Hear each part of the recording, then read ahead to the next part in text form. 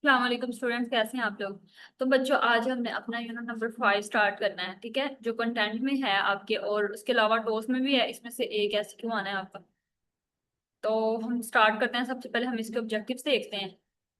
आज हम लोग इसके फर्स्ट 3 ऑब्जेक्टिव जो है ना वो डिस्कस करेंगे। और नेक्स्ट हमारे पास एक ऑब्जेक्टिव, नेक्स्ट 2 ऑब्जेक्टिव्स रह जाएंगे, वो हम नेक्स्ट लेक्चर में डिस्कस करेंगे। तो सबसे पहला ऑब्जेक्टिव है इसका, discuss the basic goals of health education and factors influencing on health education. अब बेसिकली आपके ये जो गोल्स हैं और इसकी जो डेफिनेशन है हेल्थ एजुकेशन की, ये तो आपकी कम्युनिटी की बुक जो है ना नवीद आलम, वहां पे चैप्टर भी है, लेकिन उसमें जस्ट हेल्थ एजुकेशन की डेफिनेशन और इसके गोल्स हैं। ठीक है, इस कंटेंट में। और उसके अलावा सेकंड इसका ऑब्जेक्टिव है हमारे पास। ये जो मैंने बुक आपके सामने ओपन की हुई है ना, ये बुक मैंने आपको कहा था ये शॉर्ट बुक है, तो ये आप लोग परचेज कर लें ताकि आप लोगों का कंटेंट जो है ये कवर हो जाए यहाँ से। ठीक है, क्योंकि ये जो इसका यूनिट नंबर 5 है, या आपकी ये जो बुक है ना सुसान की, वहां पे नहीं है। ठीक है, तो इसलिए हमने ये नोट्स, जो ये बुक मैंने आपके सामने खोली हुई है, यहाँ से मैं आपको करवा रही हूँ। बुक आप लोग ये ले लें, नोट्स इसके मैं ग्रुप में भी शेयर कर दूंगी, लेकिन बेहतर है कि आप ये बुक ले लें, परचेज कर लें, ताकि आप लोग इजीली आपके पास होगी तो आप वहां से याद कर सकते हैं। ठीक है। अच्छा, तो सेकंड ऑब्जेक्टिव है इसका, utilise the health belief model and health promotion model and relate to the cognitive and behaviouristic theories. अच्छा, तो बच्चों, ये जो हेल्थ प्रमोशन और हेल्थ बिलीफ मॉडल है, मैंने आपको ये बताया था कि ये 235 बुक पे आपके पेज नंबर पे दिए हुए हैं दोनों मॉडल्स। 235 पे, ठीक है। वो मैंने आपको यूनिट नंबर 2 में भी करवा दिए थे, और आज हम लोग अगेन इसको इसको ओवरव्यू ले लेंगे। ठीक है, मैं आपको इस बुक में जो ये इस बुक से जो भी कंटेंट बनाया गया है वो आपके रेफरेंस बुक से लिया गया है। ये शॉर्ट बुक है बेसिकली। ठीक है, टीचिंग एंड लर्निंग के लिए। तो ये अकॉर्डिंग टू कंटेंट सारा इसमें मतलब दिया गया है कंटेंट। तो आपको मैं आज फर्स्ट 3 ऑब्जेक्टिव्स जो है ना इधर से कवर करवाऊंगी। नेक्स्ट हम लोग 2 ऑब्जेक्टिव्स जो है वो नेक्स्ट लेक्चर में डिस्कस करेंगे। अच्छा, तो सेकंड ऑब्जेक्टिव जो है हमारा वो health promotion health belief model है। इसके बारे में सारा इंट्रोडक्शन है, और इसको हमने किस तरह से ये रिलेट करता है कोग्निटिव और बिहेवियरिस्टिक थ्योरीज से, वो हम पढ़ेंगे। और थर्ड ऑब्जेक्टिव है हमारा, discuss the steps in developing the health education programme. ठीक है, तो ये जो steps in developing the health education programme है, ये भी आपका यूएचएस में आया हुआ है। ठीक है, ये भी इम्पोर्टेंट है आपका ऐसे क्यों। और उसके अलावा ये जो दोनों मॉडल्स हैं, मैंने आपको यूनिट 2 में ये ऑलरेडी करवा दी हैं, लेकिन आज अगेन मैं आपको इसका ओवरव्यू दे दूंगी। ठीक है, ये दोनों मॉडल्स बहुत इंपॉर्टेंट हैं, ये आए हैं पास पेपर में, हेल्थ एजुकेशन की डेफिनेशन और साथ ही इसके जो गोल्स हैं ये भी इम्पोर्टेंट है। ठीक है, उसके अलावा मैं आज आपको इसका जो हमारे पास इसके इम्पोर्टेंट क्वेश्चंस हैं, वो भी मैं आपको लास्ट पे जो है ना वो करवाऊंगी।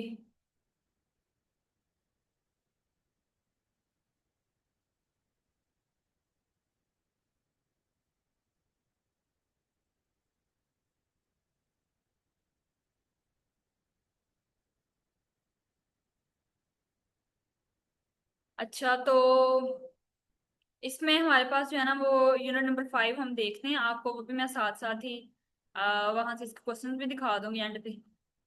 ठीक है, इसका पीडीएफ मैंने इंपॉर्टेंट क्वेश्चंस का आपके ग्रुप में शेयर किया हुआ है, और इसके अलावा सर ने भी साथ साथ आपको करवाए हुए हैं। नवीद आलम की बुक पे ये मैंने पीडीएफ ओपन किया हुआ है, नवीद आलम की बुक पे पेज नंबर 307 पे ना आप लोगों को ये मिल जाएगा। ठीक है, हेल्थ एजुकेशन की डेफिनेशन और उसके गोल्स 307 पेज पे दिए हुए हैं, और उसके अलावा जिस बुक से मैं आपको आज करवा रही हूँ यहाँ से भी आप इसकी डेफिनेशन कर सकते हैं।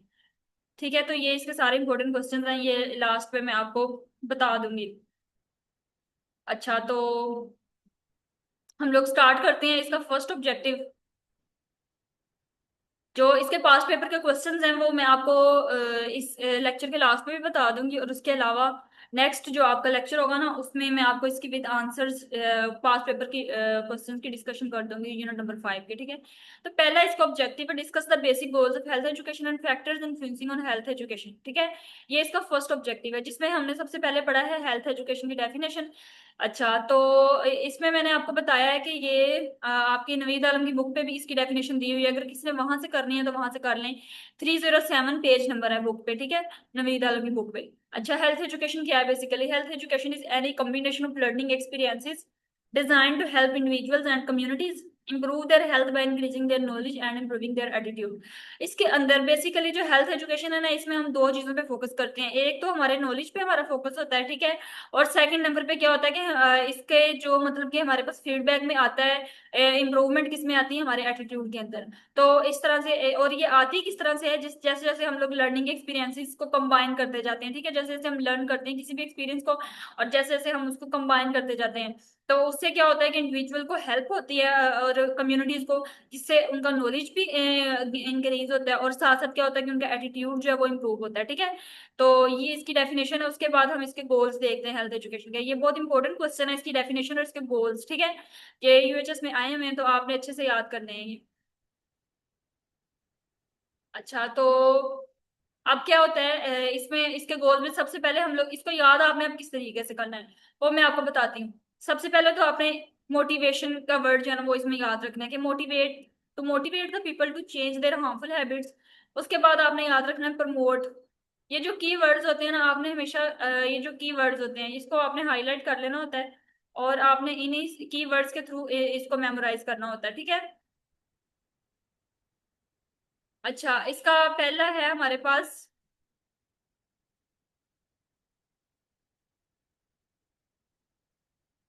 Motivate the people to change their harmful habits. उसके बाद होता है promotion, promote healthier lifestyle and habits, ठीक है। उसके बाद क्या होता है कि to promote health and wellness,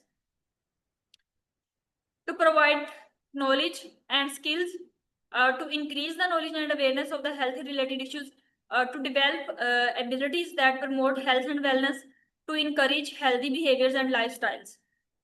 healthy behaviours and lifestyles में हमारे पास हमारी फिजिकल एक्टिविटी आ जाएगी, ठीक है। हेल्दी ईटिंग आ जाएगी, avoiding risky behaviour such as smoking and drug use, ठीक है।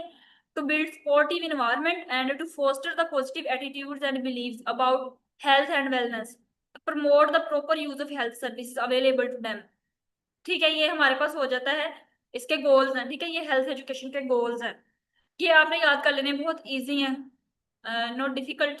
अच्छा, उसके बाद आगे नेक्स्ट इसके फैक्टर्स हैं जो हेल्थ एजुकेशन में इन्फ्लुएंस कर रहे होते हैं। इसमें इसका जो निमोनिक है वो है क्लास पैसा, ठीक है। ये इस निमोनिक के थ्रू, पहले तो आपने इसका निमोनिक याद रख लेना, क्लास पैसा। तो उसके बाद इसका आपने जो है ना ये सारे जो इसके फैक्टर्स हैं उसके नेम याद करने हैं, ठीक है। उसकी डिटेल याद करने की जरूरत नहीं है, जस्ट इसके नेम ही लिस्ट कर लें, और आप अंदर तो फिर खुद ही लिख लेते हैं, बस आपको हेडिंग चाहिए होती है। अच्छा, अब सी से क्या होता है कल्चरल बिलीव्स एंड वैल्यूज, और एल से हमारे पास आता है लिटरेसी एंड लैंग्वेज, और ए क्या होता है अवेलेबिलिटी ऑफ रिसोर्सेज, एस से हमारे पास socio economic status, then P से हमारे पास आ जाता है personal motivation and readiness to change, और ई से हमारे पास आ जाता है इन्वायरमेंटल फैक्टर्स, ठीक है। और एस से हमारे पास आ जाता है स्टिग्मा एंड डिस्क्रिमिनेशन, ए से हमारे पास आ जाता है एज एंड डेवलपमेंटल स्टेज, ठीक है। अच्छा, तो ये हमारे पास टोटल 8 फैक्टर्स हैं, ये आपने पहले इनलिस्ट कर लेने हैं अकॉर्डिंग टू निमोनिक, याद करना है आपने इसको। अच्छा, अब इसमें क्या होता है कि सोशियो इकोनॉमिक स्टेटस किस तरह से अफेक्ट करता है, अब इसकी डिटेल तो नहीं यहाँ दी हुई, लेकिन मैं आपको वैसे बता रही हूँ सोशियो इकोनॉमिक स्टेटस जो है वो कैसे अफेक्ट करेगा। अब देखें, अब इसमें ये चीज आ जाती है कि जो लोग अमीर हैं या जो लोग गरीब हैं, उसको उसके अकॉर्डिंगली मतलब सर्विसेज जो है ना वो अफोर्ड करनी होती हैं। अब जो लोग तो रिच होंगे, ठीक है, वो तो इजीली सर्विसेज अफोर्ड कर लेंगे, तो उससे क्या होगा कि उनका मतलब उसके अकॉर्डिंगली उनकी जो हेल्थ एजुकेशन है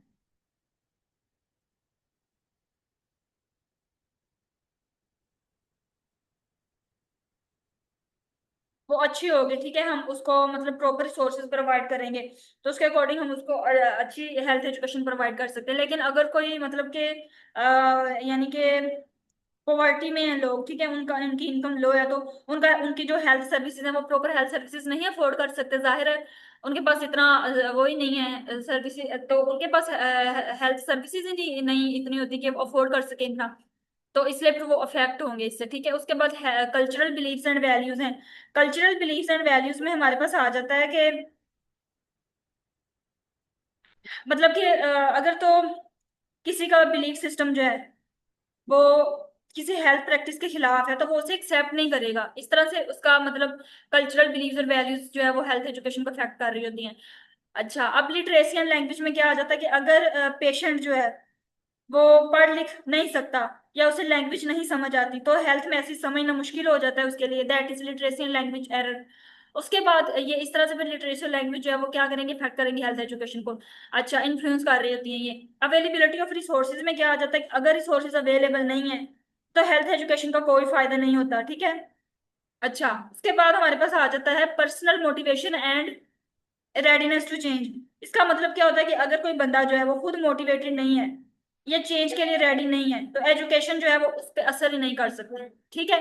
अच्छा, उसके बाद इन्वायरमेंटल फैक्टर्स हमारे पास आ जाते हैं। उन्होंने कहा है कि जैसे इन्वायरमेंट अगर अनसेफ है, हाउसिंग पोल्यूशन वगैरह होगी, ठीक है, तो भी मतलब आपकी हेल्थ एजुकेशन जो है वो उसको इम्प्लीमेंट करना मुश्किल हो सकता है, ठीक है। तो इस तरह से आपके इन्वायरमेंटल फैक्टर्स अफेक्ट करेंगे। उसके बाद है स्टिग्मा एंड डिस्क्रिमिनेशन। अब मैं ये बताती हूँ आपको स्टिग्मा और डिस्क्रिमिनेशन का मतलब क्या होता है। स्टिग्मा का मतलब होता है कि किसी शख्स या बीमारी के खिलाफ नेगेटिव सोच रखना, ठीक है। या फिर हमारे पास, या फिर शर्मिंदगी महसूस करना कि मुझे ये बीमारी हो गई है, तो that is called stigma. Discrimination का मतलब ये होता है कि किसी शख्स के साथ नाइंसाफी करना, ठीक है। यानी कि सिर्फ इसलिए क्योंकि उसकी उसको कोई स्पेसिफिक डिजीज है या वो किसी स्पेसिफिक ग्रुप से बिलोंग करता है, ठीक है। यानी कि किसी भी ऐसे पेशेंट को आप जॉब नहीं देते जिसको कोई स्पेसिफिक डिजीज होगी, तो दैट इज कॉल्ड डिस्क्रिमिनेशन, ठीक है। उसके बाद तो इस तरह से ये स्टिग्मा डिस्क्रिमिनेशन भी क्या करते हैं, इसकी एग्जांपल मैं आपको समझाती हूँ। स्टिग्मा डिस्क्रिमिनेशन में कि जैसे डिजीजेज होगी, टीबी, एचआईवी में लोगों को स्टिग्मा फेस करना पड़ता है, ठीक है। इस वजह से वो क्या करते हैं, वो सीखने से कतराते हैं, मतलब पूछते ही नहीं है वो किसी से कुछ। वो कहते हैं मुझे ये डिजीज है, मैं जब भी पूछूंगा किसी से तो लोग मतलब कि वो स्टिग्मा और डिस्क्रिमिनेशन की फेज में होते हैं। तो इससे भी हेल्थ एजुकेशन जो है वो क्या हो रही है, अफेक्ट हो रही है। एज एंड डेवलपमेंटल स्टेज में क्या आ जाता है कि हर एज ग्रुप का अंडरस्टैंडिंग लेवल जो है ना वो अलग होता है, ठीक है। बच्चों को और एडल्ट को सेम तरीके से हम एजुकेट नहीं किया जा सकता, ठीक है। तो इस तरह से हेल्थ एजुकेशन हर किसी से जो है ना सेम तरह असर नहीं करती, ठीक है। तो इस तरह से ये सारे फैक्टर जो होते हैं वो अफेक्ट कर रहे होते हैं हेल्थ एजुकेशन को। अच्छा, आई होप आपको समझ आ गई होगी। उसके बाद हम लोग नेक्स्ट मूव करते हैं। ये भी फैक्टर्स हैं जो अफेक्ट कर रहे होते हैं इफेक्टिवनेस ऑफ हेल्थ एजुकेशन को, जिसमें पीयर इन्फ्लुएंस है, फैमिली इन्वायरमेंट है आपका, और access to tobacco products, quality of education, psycho social factors. तो ये जो मेन फैक्टर्स हैं ना वो मैंने आपको ऊपर बता दिए हैं, बस वही आपने याद करने हैं, ठीक है। अच्छा, उसके बाद नेक्स्ट हमारा हो जाता है सेकंड ऑब्जेक्टिव स्टार, जो क्या है, utilize the health belief and health promotion models and relate to the cognitive and behaviorist theories। इसमें हमारे पास हेल्थ बिलीफ मॉडल क्या होता है बेसिकली। अच्छा, ये हमने 235 बुक के पेज नंबर पे ये मतलब के मॉडल दिया हुआ है। मैंने बताया भी था आपको कि 235 पे है ये बुक पे। अच्छा, तो अब क्या है कि हेल्थ बिलीफ मॉडल क्या है। हेल्थ बिलीफ मॉडल 1950s के अंदर डेवलप हुआ था, ठीक है, from a social psychology perspective to examine why people did not participate in health screening programmes. अब इसको बेकर एट ऑल ने ना 1974 के अंदर क्या किया था, चेंज किया था। अब ये एमसीक्यूज के लिहाज से भी ये चीजें इंपॉर्टेंट होती हैं, तो इसलिए आपने एमसीक्यूज के लिए ये जो इसके सन है ना, मतलब कब हुआ था, कब मॉडल दिया गया था, ये आपने नोट कर लेने हैं, ठीक है। 1974 में बेकर एट ऑल ने इसको मॉडिफाई किया था, और ये डेवलप कब हुआ था, 1950s के अंदर, to address Becker et al. To address compliance with therapeutic regimens। अब क्या होता है, हेल्थ प्रमोशन जो हेल्थ बिलीफ मॉडल है ये एक्सप्लेन भी करता है। अब इसके पर्पसेस क्या है, ये यहाँ पे इसके ना पर्पस लिखे हुए हैं, ये इसके पर्पस में आ जाता है, ठीक है। पर्पस,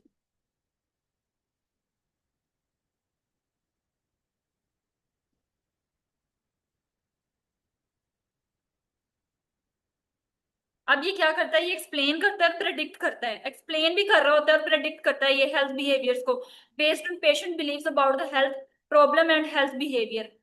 अच्छा, अब ये मॉडल जो है वो रिलाई करता है on the assumption that patient are willing to participate and that they believe that health is highly valued, ठीक है। अच्छा, उसके बाद ये जो मॉडल होता है ना, is grounded on supposition that it is possible to predict health behavior given three interacting components. इसके अंदर तीन कंपोनेंट्स को हम डिस्कस करते हैं मेजर।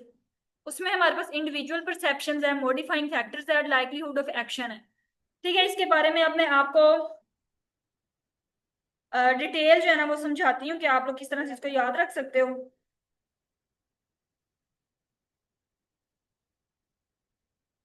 इंडिविजुअल परसेप्शंस के अंदर बेसिकली आता क्या है, इसके अंदर ना हम दो चीजों को डिस्कस करते हैं। एक तो हमारे पास परसीव्ड ससेप्टिबिलिटी है, और एक है हमारे पास perceived severity of specific disease.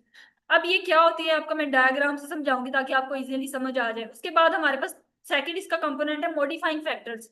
ठीक है, मॉडिफाइंग फैक्टर्स वो होते हैं यानी कि जो असर डालने वाले अवामिल होते हैं, यानी कि ऐसे अवामिल जो मतलब ऐसे फैक्टर्स जो इंसान की सोच को मुतासिर कर रहे होते हैं। ठीक है, इसमें बेसिकली हम तीन जो है ना फैक्टर्स को डिस्कस करते हैं। एक डेमोग्राफिक फैक्टर्स है हमारे पास। ठीक है बच्चों, एक डेमोग्राफिक फैक्टर्स है, इसको आपने जो है ना वो हाईलाइट कर लेना। डेमोग्राफिक फैक्टर्स है, स्ट्रक्चरल फैक्टर्स है, और उसके अलावा क्या है हमारे पास सोशियो साइकोलॉजिकल वेरिएबल्स है। ठीक है, अच्छा इसके बारे में हम आगे जो है ना मैं आपको सही से इसको समझाऊंगी। Likelihood of action, likelihood of action क्या होता है बेसिकली, यानी कि अगर कोई शख्स महसूस करे कि उसको बीमारी का खतरा है, इसके अंदर दो चीजें आ जाती हैं, perceived benefits of preventive action minus perceived barriers to preventive action. ठीक है, यानी कि रोकथाम का फायदा होगा, और रोकथाम में जो जो मतलब कि रुकावटें आई हैं वो रोकथाम जो भी मतलब कि हम लोग काम कर रहे हैं इस बीमारी को कम करने के लिए जो रुकावटें हैं, तो उसमें से इसमें इसको माइनस कर देंगे हम लोग, तो हमारे पास आ जाएगा लाइकलीहुड ऑफ एक्शन। ठीक है,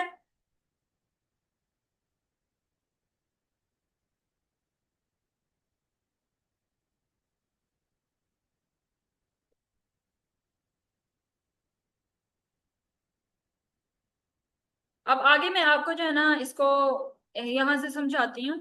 ये जो आपका टेबल बना हुआ है ना बुक पे, यहाँ से आपको सही से समझ आएगी इसकी।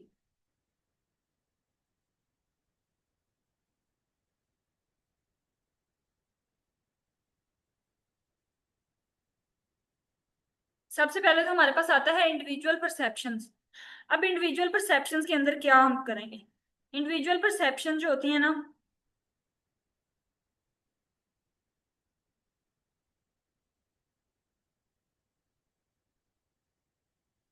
इसमें ना हमारे पास मैंने आपको बताया था परसीव्ड ससेप्टिबिलिटी आ जाती है, परसीव्ड ससेप्टिबिलिटी टू डिजीज है। और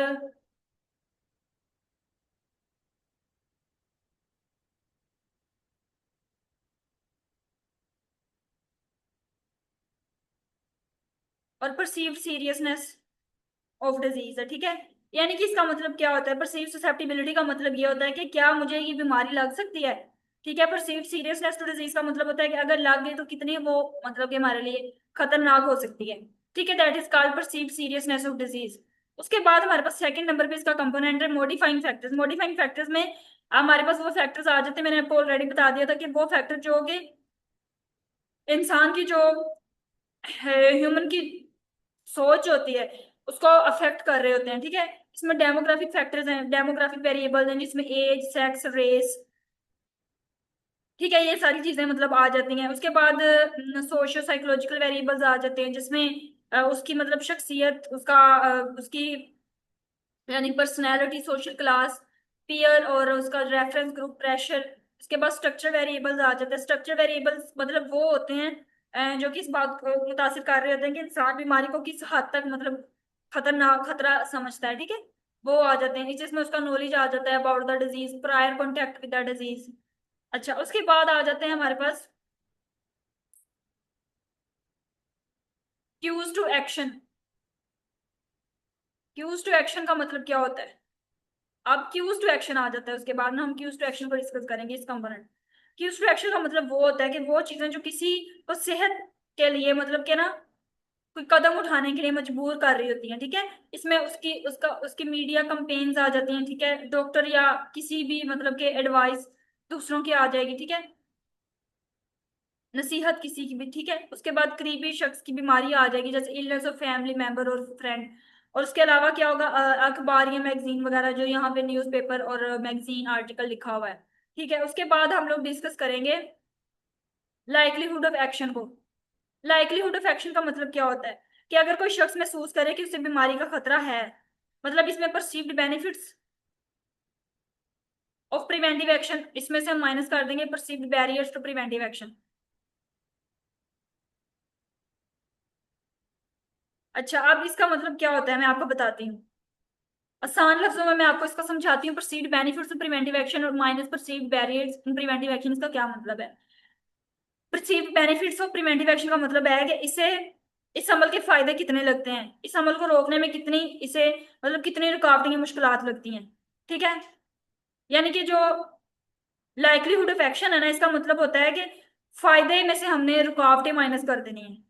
ठीक है, मिसाल के तौर पर अगर किसी को लगता है कि मास्क पहनने से बीमारी से बचा जा सकता है और इसे पहनने में कोई खास मुश्किल नहीं, तो वो जरूर मास्क पहनेगा। ठीक है, ये इसकी एक मिसाल है। यानी अगर फायदे ज्यादा और रुकावटें कम हो तो क्या होगा, वो एक्शन जो है वो आपका परफॉर्म हो जाएगा। समझ आ गई आपको? अच्छा, जब आपके मतलब के बेनिफिट ज्यादा होंगे और आपकी रुकावटें कम आ रही होंगी, तो क्या होगा कि आपका लाइक्लीहुड इंक्रीज हो रहा होता है कि जो आपने प्रिवेंटिव एक्शन परफॉर्म करना है, ठीक है, उसके चांसेस ज्यादा हो जाते हैं कि आप ये एक्शन जो है वो लोगे। ठीक है, अगर उसमें कम रुकावटें आ रही होती हैं जब,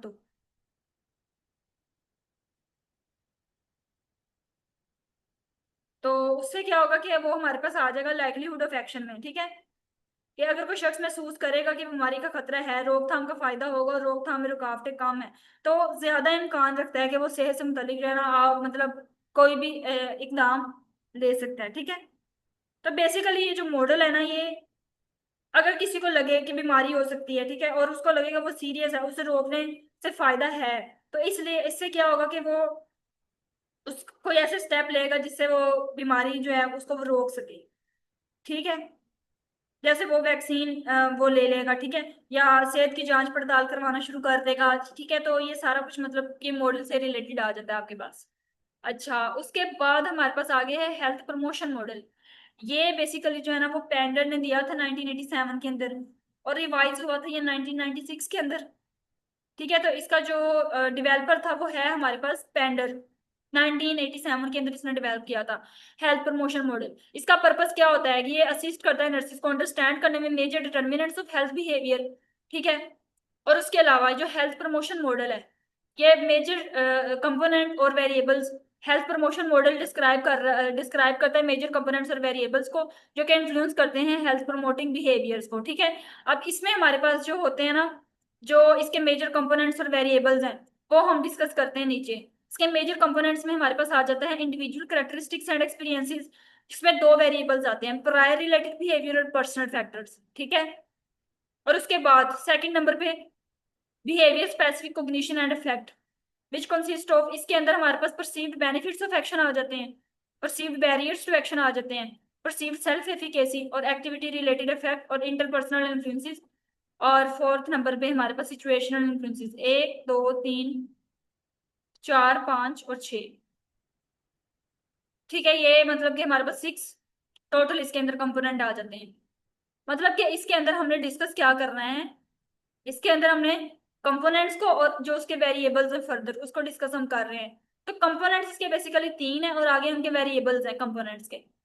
ठीक है, अब थर्ड कंपोनेंट है इसका बिहेवियर आउटकम। इसके वेरिएबल्स में आ जाता है हमारे पास health promoting behaviour, partially mediated by commitment to a plan of action and influenced by immediate competing demands and preferences. अब आपको इस पिक्चर के थ्रू मैं समझाती हूँ, ऐसे आपको समझ नहीं आएगी। Individual characteristics and experiences,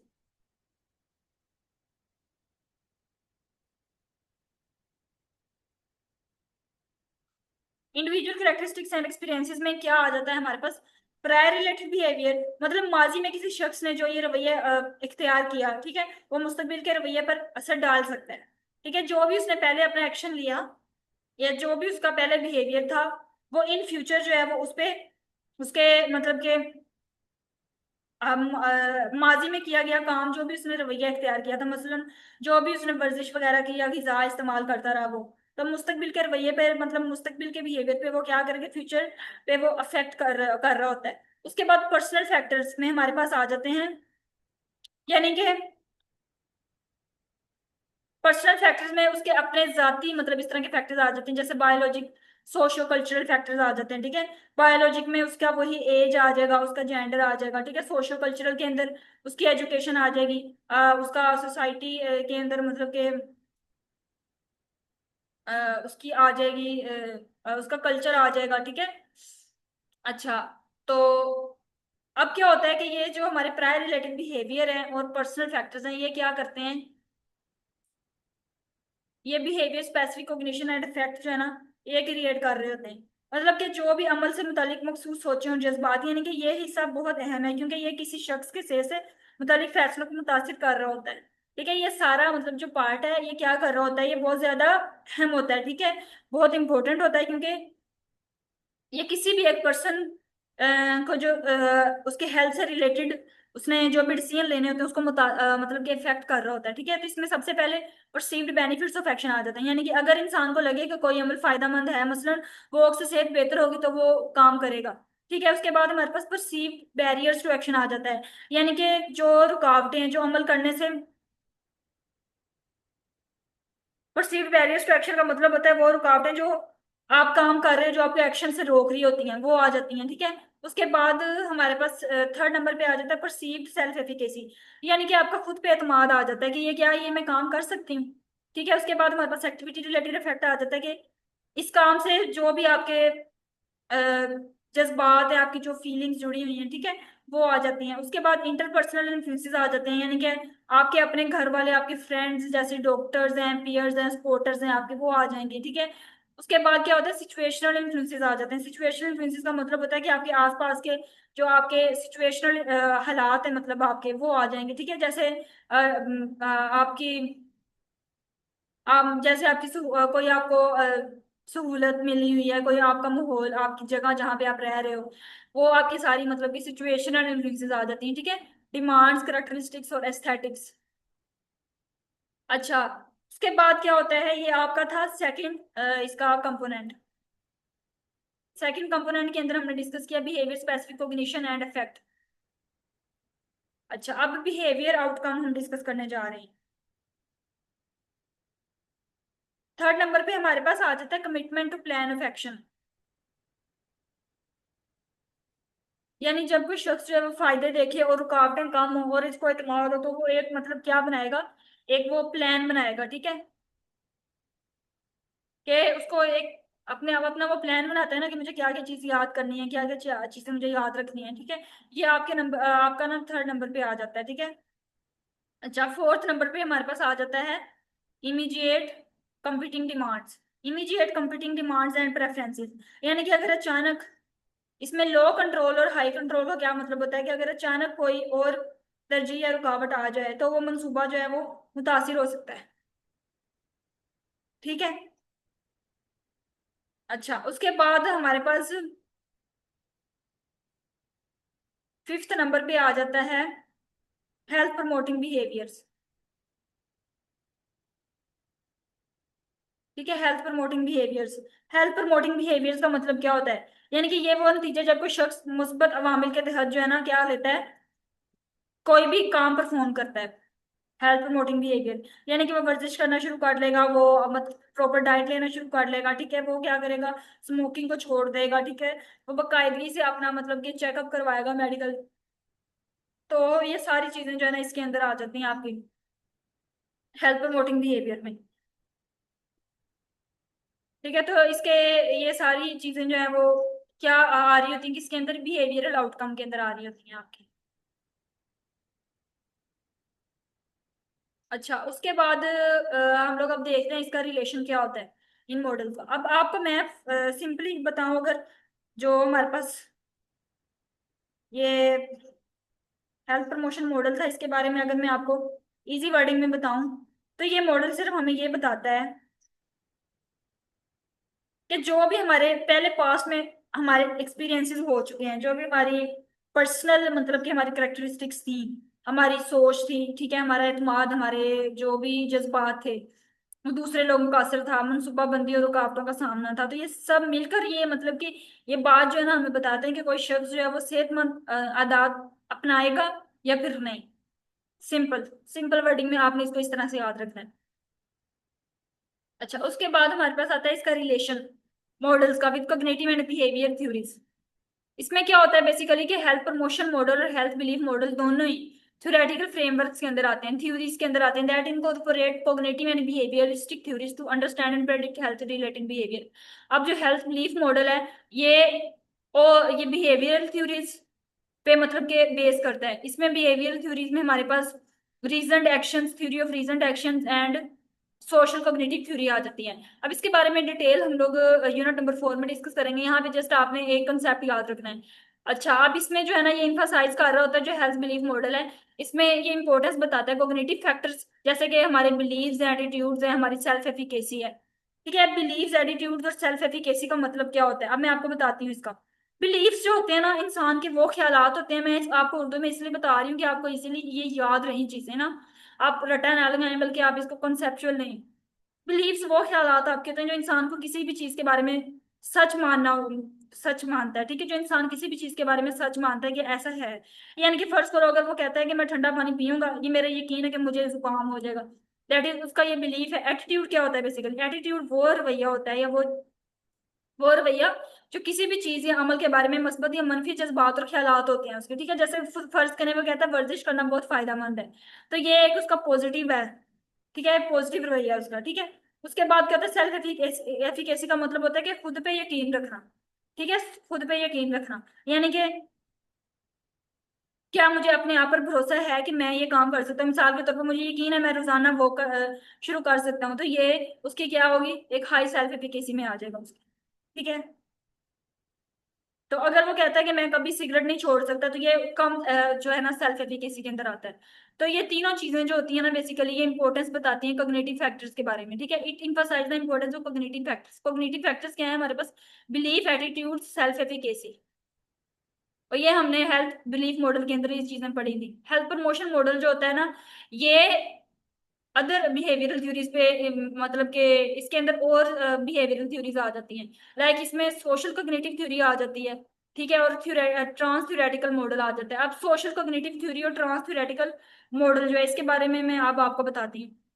social cognitive theory में जो है ना बेसिकली ये बंड्यूरा ने दी थी। जब हम यूनिट 4 पढ़ेंगे ना तो उसके अंदर हम डिस्कस करेंगे इसको। अब इसमें होता क्या है कि ये इंसान का रवैया होता है, उसके ख्यालात होते हैं और माहौल, ये तीनों जो है ना एक दूसरे को मुतासिर कर रहे होते हैं। इसके अंदर सोशल कोग्निटिव थ्योरी में सेल्फ एफिकेसी, उसके ऑब्जर्वेशनल लर्निंग और इन्फोर्समेंट, ये चीजें आ जाती हैं सोशल लर्निंग थ्योरी में। और ट्रांस थ्योरेटिकल मॉडल वो मॉडल होता है, ठीक है, जिसमें मतलब कि तब्दीली जो है ना, जैसे फर्ज करें चेंज जो है वो एक दिन में नहीं आता, बल्कि वो स्टेजेस के अंदर आता है। जैसे हमने इसकी स्टेजेस पढ़ी थी चेंज की, pre contemplation, contemplation, preparation, action, maintenance और रिलैप्स। ठीक है, इस तरह से चेंज आता है, यानी कि मरहलावार चेंज आएगा, एक ही दफा में चेंज, एक दिन में चेंज नहीं आ जाएगा। उसे हम लोग कहते हैं ट्रांस मॉडल। और सोशल लर्निंग थ्योरी जो है, फॉर एग्जाम्पल अगर कोई देखे कि इसके दोस्त ने सिगरेट छोड़कर सेहत पाई, तो वो सिगरेट भी छोड़ने की कोशिश करेगा। तो ये सोशल कोग्निटिव थ्योरी है। ठीक है, और ये क्या है, इससे हमारी हेल्थ प्रमोशन मॉडल जो है उस पे उससे ये रिलेट कर रही है। ये थ्योरी हेल्थ को प्रमोट करने में हेल्प दे रही है। तो according to health promotion model उसने कहा कि बिहेवियर जो है वो इन्फ्लुएंस हो रहा होता है इंडिविजुअल कैरेक्टरिस्टिक्स पे, जो हमने ऊपर मॉडल में पढ़ा भी है, experiences and behavioural outcomes and the social and physical environment. अच्छा, दोनों मॉडल्स के अंदर जो है ना कॉग्निटिव फैक्टर्स इंक्लूड हैं, बिलीफ, एटीट्यूड और सेल्फ एफिकेसी। इसका कॉन्सेप्ट मैंने आपको ऊपर समझा दिया है। ठीक है, are important determinants of health behaviour. अच्छा, अब क्या होता है कि हेल्थ प्रमोशन मॉडल जो है इसका ज्यादातर जो इन्फोसिस था वो किस पे था, इन्वायरमेंट की इंपॉर्टेंस पे था and social factors in shaping the behaviour. तो इस तरह से ओवरऑल जो हेल्थ प्रमोशन और हेल्थ बिलीफ मॉडल्स होते हैं ना, ये यूजफुल फ्रेमवर्क होते हैं for understanding and promoting health behaviours by taking into account the complex interplay between cognitive and behavioural factors. इसके अंदर दोनों फैक्टर्स को हमने डिस्कस करना है, कोग्निटिव भी और बिहेवियरल भी। ठीक है, as well as social and environmental context in which behaviour occurs. ठीक है, तो इस तरह से ये जो हमारे मॉडल्स हैं ये थ्योरी से लिंक कर रहे हैं। ठीक है, तो ये हमारे दो कंटेंट जो है ना वो यहाँ पे कंप्लीट हो जाते हैं। रिलेशन हमने पढ़ लिया मॉडल्स का कॉग्निटिव और बिहेवियर थ्योरीज के साथ, और उसके अलावा हमने दोनों मॉडल्स को डिस्कस कर लिया। अब हमारा लास्ट ऑब्जेक्टिव रह गया, वो हम डिस्कस करेंगे, और उसके बाद नेक्स्ट हम इंशाल्लाह नेक्स्ट लेक्चर में आपके दो ऑब्जेक्टिव कवर करेंगे और साथ पांच पेपर के क्वेश्चन भी डिस्कस करेंगे।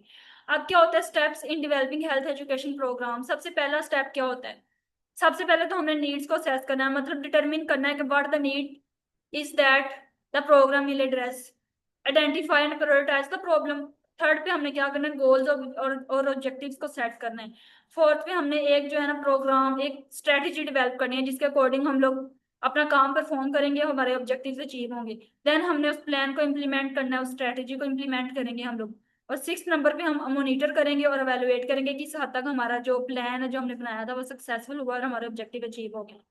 तो ये भी एक मैप है आपके सामने जो खुला हुआ है, ये भी वही स्टेप्स को बताया गया है। स्टेप 1 में हम नीड्स को असेस करेंगे, स्टेप 2 में हम आइडेंटिफाई और प्रायोरिटाइज करेंगे प्रॉब्लम्स को, स्टेप 3 के अंदर हम लोग गोल्स और ऑब्जेक्टिव सेट करेंगे, और 4 में हम लोग स्ट्रेटेजिक प्लान जो है वो डेवलप करेंगे, 5th पे उसको इम्प्लीमेंट करेंगे, और 6 पे उसको मॉनिटर करेंगे और एवेलुएट करेंगे, और उसके बाद जो है ना 7 नंबर पे रीप्लान करेंगे इफ एनी सक्सेस और फेलियर अगर इन द, ये बेस करता है आपके 6 स्टेप पे, ठीक है। तो ये आपका आज का कंटेंट था जो हमने कवर करना था। आपको कोई भी क्वेश्चन हो आपने डिस्कशन ग्रुप में पूछ लेना है। ओके, तो आज का इतना ही लेक्चर था आपका।